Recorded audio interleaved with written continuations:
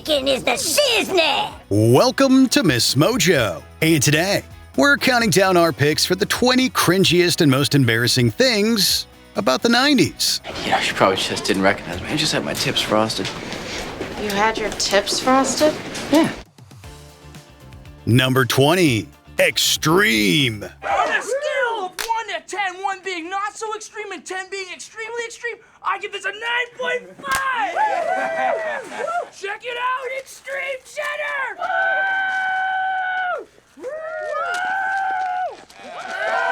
We don't know if something was in the water or what, but we went needlessly hard in the 90s for some inexplicable reason. We had to have extreme versions of pretty much everything. Not cool, not fun, extreme. It didn't matter what it was. Chips, juice boxes, yogurt, cereal. They all got really edgy and colorful, and the flavors just exploded with intensity bombs. Heck, even logos and computer fonts got all jagged and messy, often accompanied by things like claw marks and lightning bolts. The more unreadable, the better. Sports also took on a more extreme angle, with things like skateboarding and the X Games exploding in the mainstream. It was loud and inexplicable, and there will never be anything else like it. Put on your seatbelts and hold on to your hats. Oh my!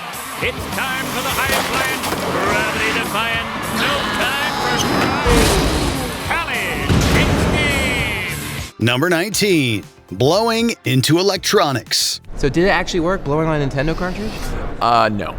No, I'm sorry, it didn't. But like, what a weird behavior, right? The ancient ritual of blowing into electronics. A sacred tradition passed down from older siblings who swore that it worked. This so-called technique was often practiced on Nintendo systems, and the logic was simple. If a game didn't load, just pull it out, give the cartridge and system a good puff, and pop it back in. And maybe smack the console for good measure. The idea was that this cleared out the dust, or something. In reality, it was probably just the removal and reinsertion of the cartridge, which properly realigned the contact points. In fact, moisture from your breath probably just made things worse and corroded the cartridge over time. Oops. Oh well. It was like witchcraft for us kids. If you blew on it and you put it back in, and you blew it just right, get that one piece of dust off, it would work. People did this over and over again, thinking that this was the solution, that dust was the problem, when in fact all they were doing was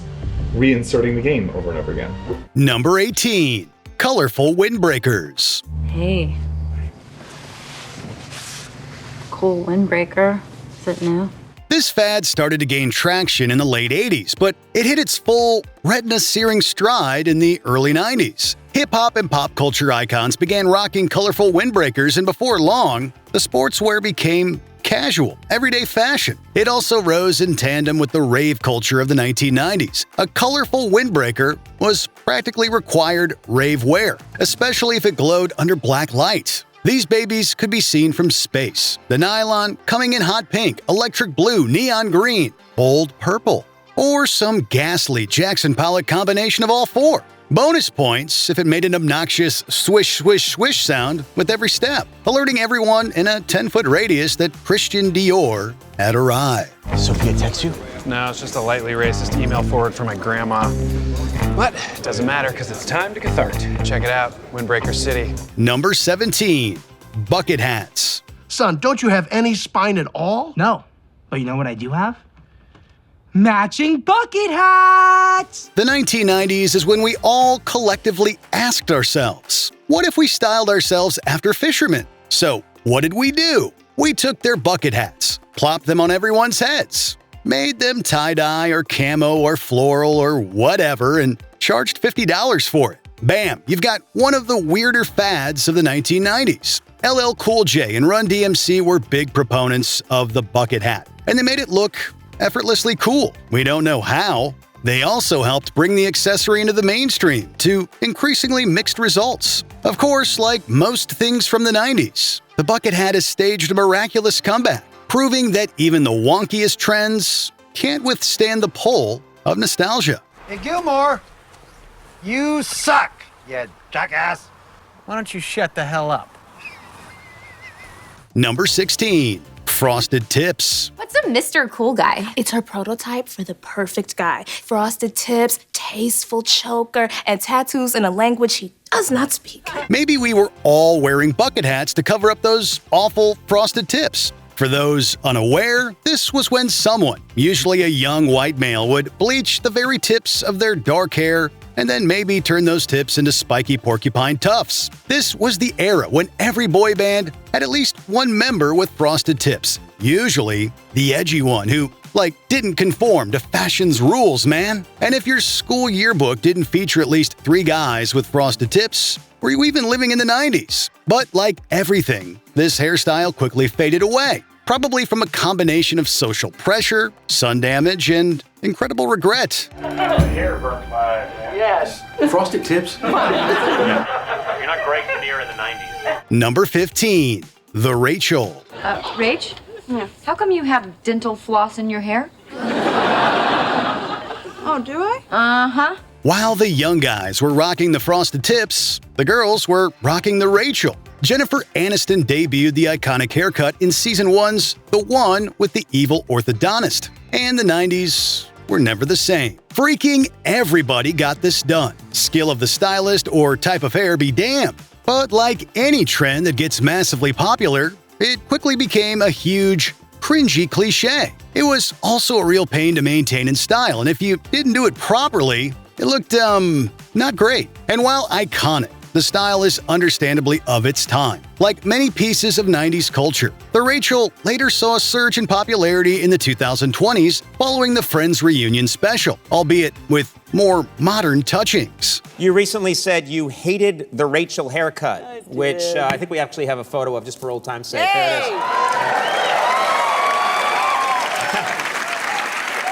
But again, I don't think that's quite what you said. I didn't hate it there, obviously. Yeah. I was pretty confident about that. Number 14. Chokers. It's stunning. It's a little... is it supposed to be so tight? Well, it's a choker. The choker was the ultimate fashion paradox, screaming, "I'm edgy," and not like the other girls. While every other girl was wearing one in their 7th grade classroom, the choker was one of the must-have accessories of the 90s, whether it was black velvet, yin-yang, or those weird plastic ones that went in a lattice pattern. Those things were especially egregious, as you had to wrestle them over your head while praying it wouldn't ricochet into your eyeball. The choker arguably peaked when celebrities like Gwyneth Paltrow started wearing them, signaling that they were now, quite literally, elite fashion. So take that, Mom. I don't have a single white female thing with you. Honey, you moved into my building. You wore chokers because I wore chokers. I like a choker. Number 13.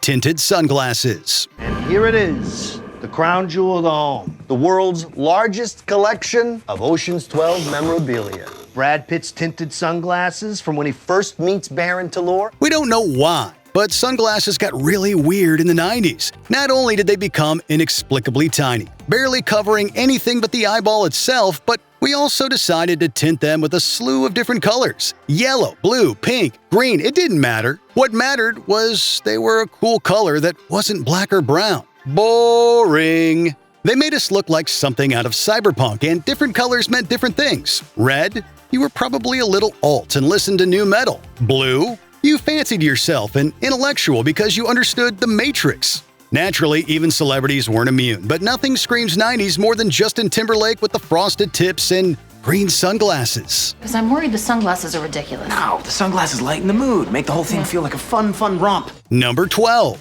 The Slang. Ew! Get off of me! Ugh, as if. Every generation has their own slang, and the 90s had some real doozies. As if was a big one, as we all thought we were Cher Horowitz. Talk to the Hand was another good one, and it even made its way into the Terminator franchise. You've got your weird, inexplicable ones that don't really make any sense, like home slice and all that in a bag of chips. There were the quirky alterations to existing words like rad, chillax, and what's up. And of course, we can't forget the made-up words like shiznit or fats, fun, ph, and all. What can we say? 90s slang was the bomb. Now, Dr. Evil. Talk to the hand, because the face don't want to hear it anymore. What hand? Talk to your hand? You ain't all that in a bag of potato chips. What are you talking about? Don't go there, girlfriend. Mm-hmm. Number 11. Jnco jeans. Emery, you are killing it today. My legs don't even touch the fabric.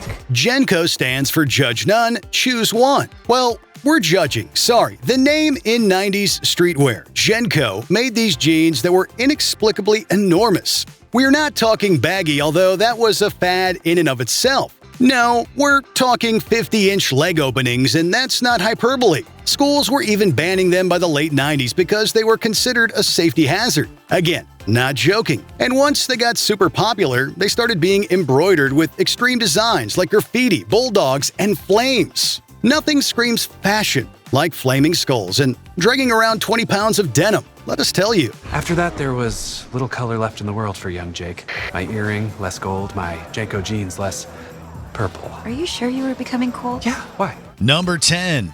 Overplucked eyebrows. Fashion is a nebulous thing that always changes with the times. And in the 90s, it was apparently time for overplucked eyebrows. Celebrities like Gwen Stefani, Ginger Spice, and Drew Barrymore, who is perhaps the most famous example, made this trend essential. I just don't understand why you keep setting yourself up to get hurt, that's all.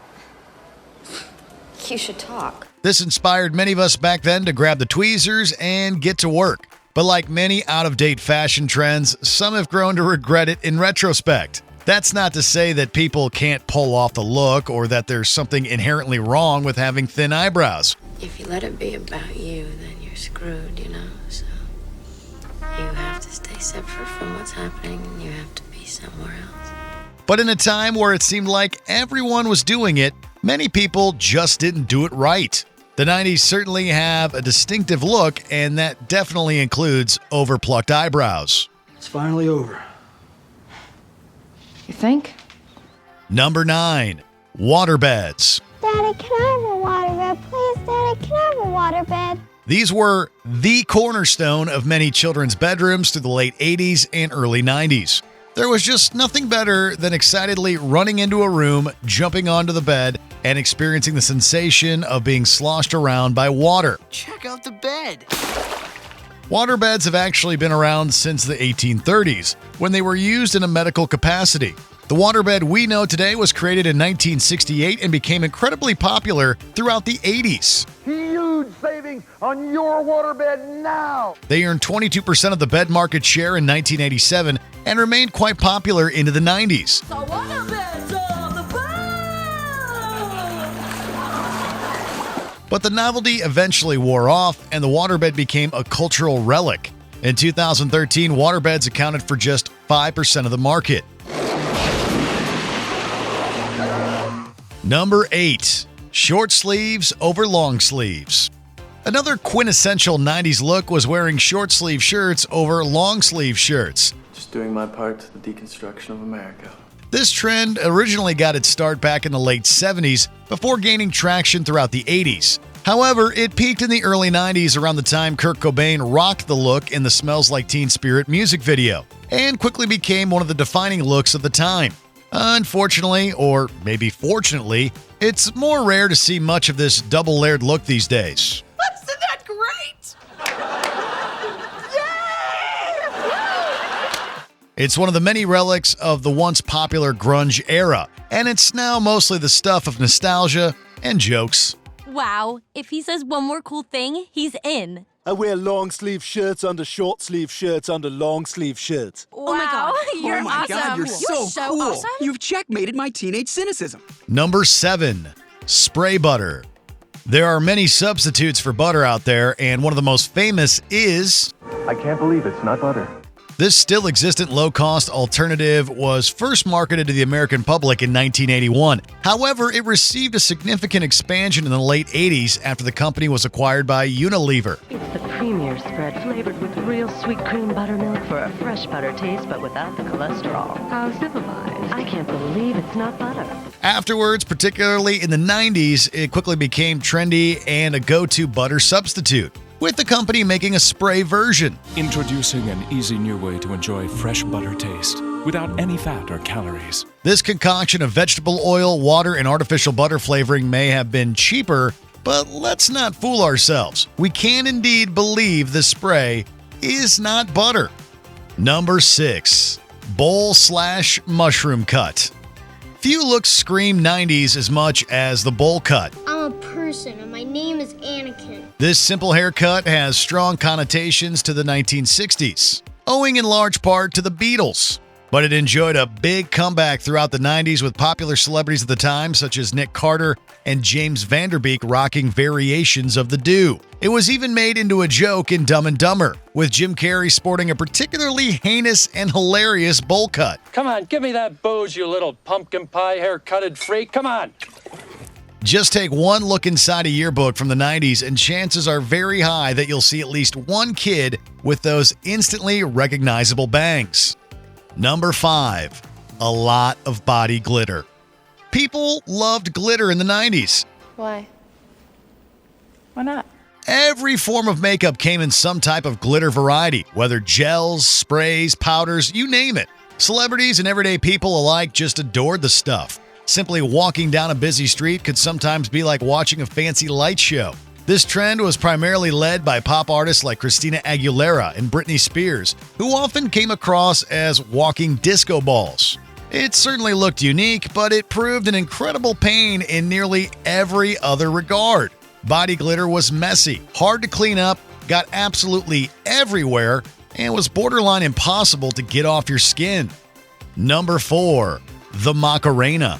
Then it's head, shoulder, side, butt, swish, then turn. Got it. Did people genuinely enjoy the Macarena, or was everyone just doing it ironically? Regardless, the Macarena was the dance of the 90s, and looking back on it is a little cringy. And they're still doing the Macarena here at Yankee Stadium, and I gotta believe there's 50,000 people at the stadium tonight. The dance comes from the song of the same name by Los Del Rio. The Bayside Boys remix spent 14 weeks at number 1 in 1996 and even made its way into that year's Democratic National Convention. Although everyone knows the words and the moves to the dance, no one should necessarily be doing it in the 2020s. Okay, maybe at weddings. Let's leave this in 1996, where it belongs. Please? Number 3, popcorn shirts. Few turn-of-the-millennium fashion trends are as confusing as the popcorn shirt. Sometimes referred to as magic bubble shirts or scrunchy shirts, these things appeared very tiny until you actually put them on. At that point, they would magically expand to fit your torso. Aside from saving on closet space, there is little to fondly remember about popcorn shirts. They were uncomfortable and felt weird. They also didn't look great, at least from our modern perspective. We guess some people can pull them off. Fortunately, the trend didn't last very long, and popcorn shirts quickly flooded thrift store aisles as people got rid of them. Number 2, crop tops and low-rise jeans. If one female fashion trend dominated the late 90s and early 2000s, it was the famous crop top and low-rise jean combo. What do you think? The pants were notable for their low waist cut that allowed hip bones to be exposed. So the combination of short crop tops and low-rise jeans resulted in a sharp uptick of visible midriffs, and the look was everywhere on the verge of the new millennium. But while this combo looked good, it wasn't without its flaws. Many people found low-rise jeans to be uncomfortable and generally impractical as a piece of clothing. Before we continue, be sure to subscribe to our channel and ring the bell to get notified about our latest videos. You have the option to be notified for occasional videos or all of them. If you're on your phone, make sure you go into your settings and switch on notifications. Number 1, Y2K. Doug, everyone here is waiting for the same thing, the stroke of midnight. If Y2K proved anything, it's that humans are susceptible to media influence and fearful of technology they don't understand. The famous Y2K scare largely stemmed from the belief that, essentially, the world's computer systems would fail because of the numeric date 2000. This would somehow result in a major glitch that would crash the world's technological ecosystem. Now, the federal government is comparing Y2K to a huge natural disaster, like an earthquake, a hurricane, or a tornado that disrupts people's lives for days, weeks, or maybe even months. Planes would fall from the sky, the stock market would collapse, and city infrastructures would be destroyed. Essentially, the world was going back to the Dark Ages, and an impending apocalypse was coming. It turns out programmers had long before prevented the problem. Mostly, anyway. When the world's calendars flipped to 2000, nothing much happened.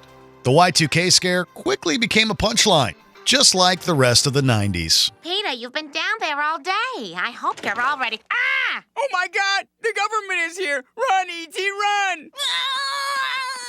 The end of the world is coming. Now, come on, get in your radiation suits. Peter, we are not missing a once-in-a-lifetime event because of some wacko doomsday theory. Are you embarrassed by these, or do you have a fond nostalgia for them? Let us know in the comments below. We're here for dress pants, not pant dresses.